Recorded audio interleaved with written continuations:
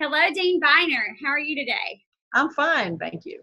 Thank you so much for joining me. I really appreciate your time. Mhm. And so you are the new Dean of the UALR Bowen School of Law, Yes. and you are the first woman Dean. Yeah, we had one interim female dean for a year, but yes, I'm the first sort of permanently appointed female. Right, right. Shattering a glass ceiling, which we so appreciate. Mhm. And tell us a little bit about yourself, a little about your journey, and who you are. Okay, so I am actually, I grew up actually in the East Coast. I grew up in New Jersey and went to undergraduate school in Virginia and then law school in Chicago and ended up practicing law actually in San Francisco. And while I was practicing law at a rather large law firm, and during that period of time, I had my first child, my daughter, who is now 26 years old. And I decided that we were a two-lawyer household. My ex-husband is also a lawyer, and we worked 60-hour weeks. One of us would work Saturday, one of us would work Sunday. One would go in early, one would stay late. And it just wasn't conducive to having much of a family relationship. In fact, my favorite story about this period of time in my life was I once handed my daughter off to my now ex-husband, her dad, to change her diaper, and she started crying, and he said, "The baby doesn't like me," and I was like, "The baby doesn't know you." We had such, really, involved working lives that we spent little time as a family, and so I started looking for other career options, and was fortunate enough when I was in law school to have one of my law professors suggest to me that I was a good candidate to be a law professor.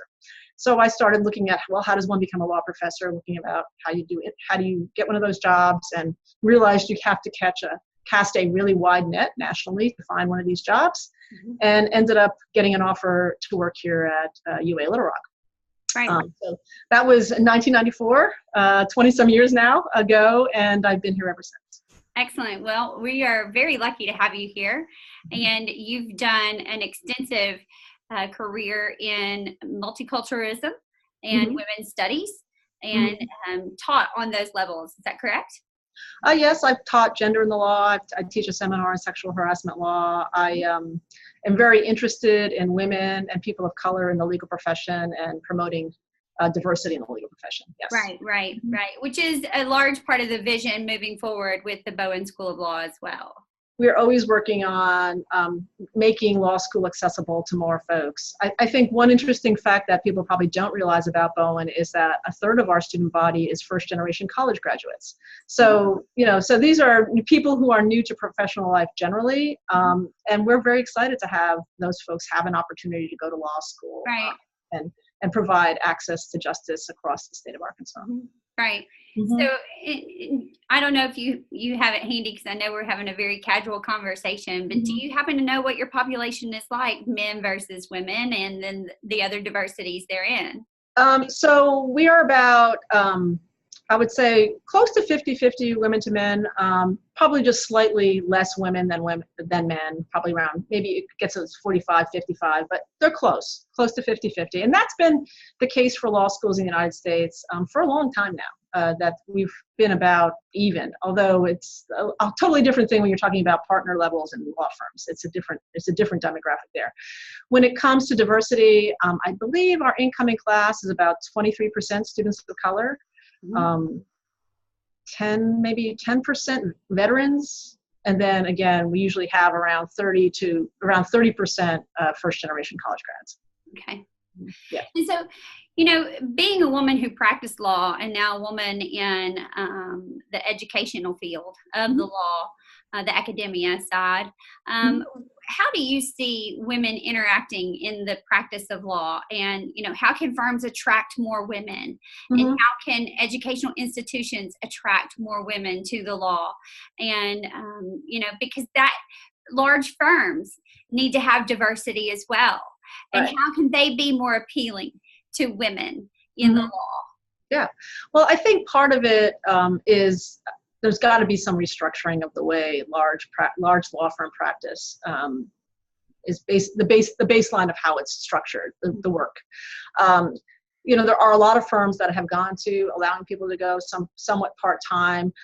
But a lot of studies show that going part-time really hampers you in being successful in these law firms. You don't get the same good assignments. It's questioned as to whether you're committed to the firm or committed to your careers. So we need to rethink just our whole approach to how the practice of law is done in these large firms. You often see, I actually was sitting next to a partner in a law firm, a man worked at a national law firm in another state. And he was telling me that his daughter worked at his firm as well, and that she worked 80% time. She had children and only worked 4 days a week and 80% time. And that meant that her partnership track was elongated to make up for the fact that she took 1 day a week off. And I sat there thinking to myself, when it's likely that your women lawyers are going to want to have children, why is that an aberration in the partnership track? Why isn't it normal for people to have a reduced load schedule for the period of time when their children are young and stay on a regular partnership track? Why is the baseline this one baseline that's been the baseline forever in law? Why haven't we rethought how we've structured those jobs?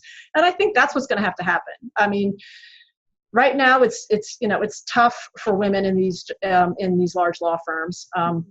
Arkansas might, in some cases, it may be better in some firms in others. But as a national matter, we know that in the largest law firms in the country, women drop out before they make the partnership ranks on a regular basis. I think, if you look at the associate ranks, it's close to 50-50 women, men. And when you look at the partnership ranks, it's 22% of the partners are women. So women drop out of law practice before they make partnership in droves because it's just difficult to manage the way that the job is structured right now and have family responsibilities.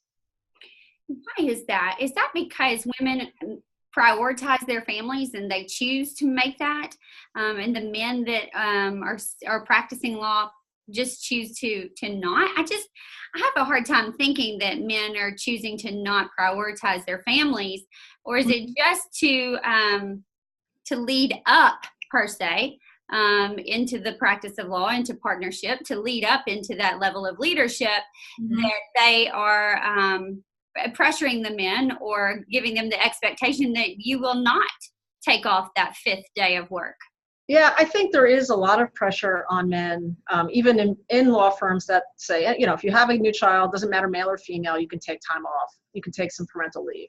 I think there's a lot of pressure on men not to take that leave, that there will be the same sort of penalties that go for women. You're not going to get the same assignments. Your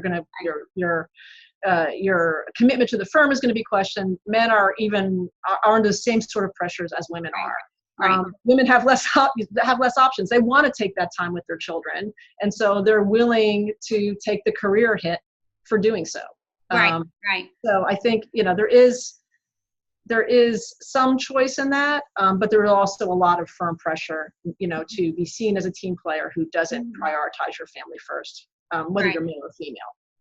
And so is it the firms that need to restructure, or is it women taking a stand and saying this is not acceptable, or is it men standing up and saying, you know what, I'm going to choose my family and despite your pressure, or is it a combination of the three? It's all three. And we do have firms every year. The ABA Journal lists the firms that are the best for women to work at. So there are firms that are really making efforts to sort of be places where you want to, because where women can be successful and have families, because it's actually in their long-term interest.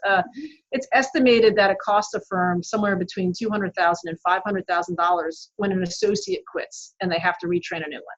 So there's a lot of cost involved with developing a lawyer who doesn't stay at the firm long-term. Right. So what do you think is standing in the progression of women the most? I mean, a lot of it is just the job structure. I mean, the way these are structured. Now, granted, there's going to be successful women at every firm in the country.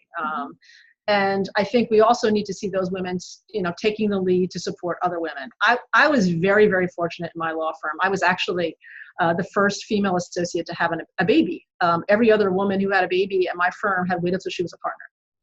And I was lucky enough to be mentored by the most senior woman partner at the firm, who said, no, you should be able to have a baby as an associate. You shouldn't have to wait as partner, and was very supportive of me all through my pregnancy and then my subsequent practice at my firm, because I was there for 2.5 years after my daughter was born. And she made sure that I wasn't getting penalized behind the scenes, was making sure I wasn't getting penalized for having had this child as an associate. Right. So we need women also who make it to the partnership ranks to be supporting those women as well. Right, right. Takes a village. Yeah, absolutely. And it takes the next village and the next village as well. Does, yeah. And I have to say, I expected to see more change in this dynamic. Because, you know, a lot, like myself, you know, my ex-husband and I were both large firm lawyers. So I expected, when there was a lot of these couples that had these two demanding jobs, that we would see the law firm start to change. And they haven't, you know, it hasn't been as fast as I was 25 years ago. It has not been as fast as I had expected it to see it change, the dynamic. So we are still not seeing large number of women partners. It makes it inches, like literally inches up from year to year. It is not, we're not making great gains in the partnership ranks with women. And to be clear, we're talking about this because it's a hot button issue in the practice of law. Yeah, I think it's very relevant nationally. Yeah, it's a continuing problem that is often under discussion, and I think law firms are trying to address. To their credit, many law firms are trying to address. Mm-hmm. Right. And it's the same dynamic for lawyers of color. Very, very similar to high dropout rates as well. Mm-hmm.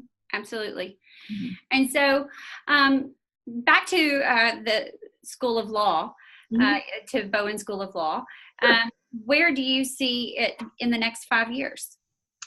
So, well, let me tell you a little bit about Bowen. Okay, so because probably some of the folks who are watching this, although if they went to Bowen, they know a lot about Bowen. But you know, Bowen is a very dynamic law school. We are always looking to improve our program of education. We're always looking for ways to help our students be successful.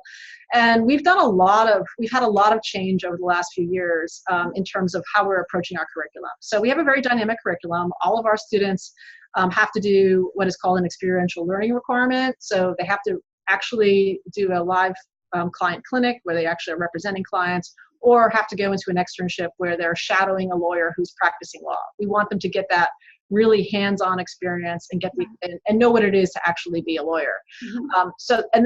That program has just been implemented. We have the first class that's actually going to graduate, having come through that program, graduating this coming spring. So that's a new program, and it's somewhat unusual at law schools. We don't see many law schools requiring that kind of hands-on experience. Mm-hmm. We also do a lot of team-based approach to how students learn. We know that basically education research tells us that people learn well in teams. And so all of our first-year students are put into a team. The first day they come to law school, a team of 6 other students, and they work together their entire first semester to learn how to do law school well. Nice. They usually have an upper-class student who helps them. So, and these are adjustments we have made within the last 5 years to make sure that our students have every opportunity to be successful. I anticipate we're going to continue to do these kinds of innovations. We definitely are a very research-based school. We are looking at what is the best in legal education and education generally, and we are making adjustments to our curriculum accordingly to make sure that our students have the best educational opportunity that we can provide. So it's a very dynamic place. We have a great faculty who is very nimble. They're willing to change things up. They're willing to not do things the same as they've been doing them for 25 years, which is very unusual in academia, let me just tell you. Yeah. They are very open to suggestions about how to improve both our program and their own individual teaching. We've used a lot of technology in the classroom in terms of clicker exercises. We have very technologically advanced classrooms where we can bring in all kinds of resources in the class. And I think we make the most of it. And I think we're just going to continue that trend. One of the things that I'm looking to do is add some more clinical opportunities, since every student has to do this experiential learning. I want to give them different options Right now we're working on trying to fund a veterans clinic where we can do veterans appeals. There's a large veteran population in Arkansas, so we're hoping to help that population get some access to some of the benefits they deserve. We also have an access to justice mission. So this is part of our access to justice mission in terms of giving people free legal services and making sure everybody has an opportunity to have a lawyer. So we practice what we preach. Okay, we're trying to inculcate this. So tell me more about that. Tell me more about the justice mission. Okay, so probably one thing many people don't know is that Arkansas has the lowest lawyer to citizen population in the United States. We have the fewest lawyers per capita. I bet you didn't know that, right?